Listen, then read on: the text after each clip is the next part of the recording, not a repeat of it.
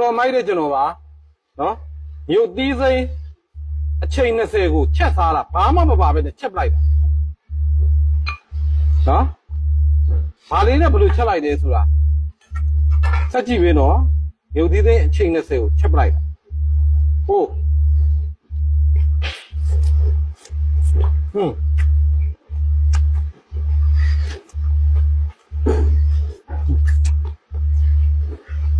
ရမိုက်ရုပ်သီးစိမ်းကိုချက်ထားတာနော်ဒါမြေခွာရွက်လေးပါ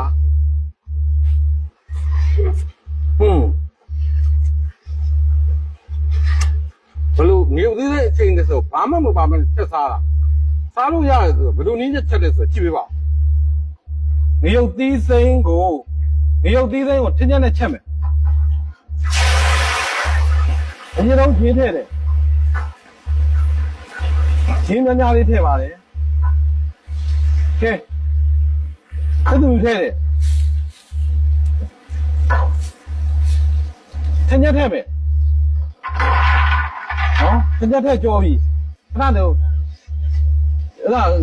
ချမောင်းဟိုမကြီးသီးထည့်ပါမယ်နော်ကြီးသီးလားဇုံးနဲ့ကြီးသီးခတ်ထည့်ထင်းချက်ကိုကြောပြီကဲဟုတ်တယ်ရထည့်မယ်ဒီမှာကြီးသီးနဲ့ထည့်ပြီးကြွားပြီးတော့ပြီးကြီးသီးကအများကြီးမဟုတ်ဘူးကဲထင်းချက်ကိုကြောနေပြီနော်ထင်းချက်ကိုကြောပြီးတကလာရမြို့သီးနဲ့ထည့်တော့လား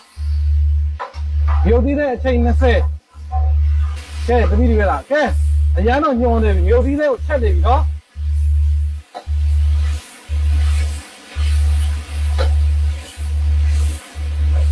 ဒီဘက်လားဒီဘက်ကရကဲမြို့သီးစိမ်းကိုချက်နေပြီနော်အများပါဘယ်လိုထွက်လာမလဲဆိုတာ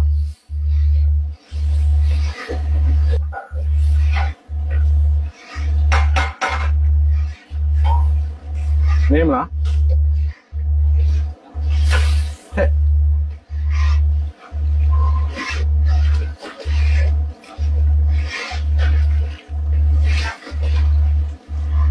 ဒါပြီ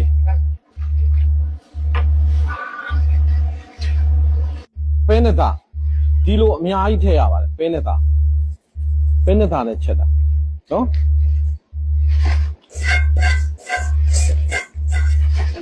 ဒါဟိုဥစားပေါ့နော်အရန်မှုန့်မွေးလေးနဲ့အရန်စားကောင်းတယ်နော်ပဲနေတာလေးနဲ့ချက်ပါပါကဲ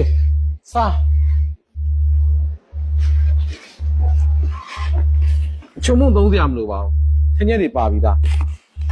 စားထည့်ပါပြီကဲပြီးမြည်ကြည့်မယ်နော်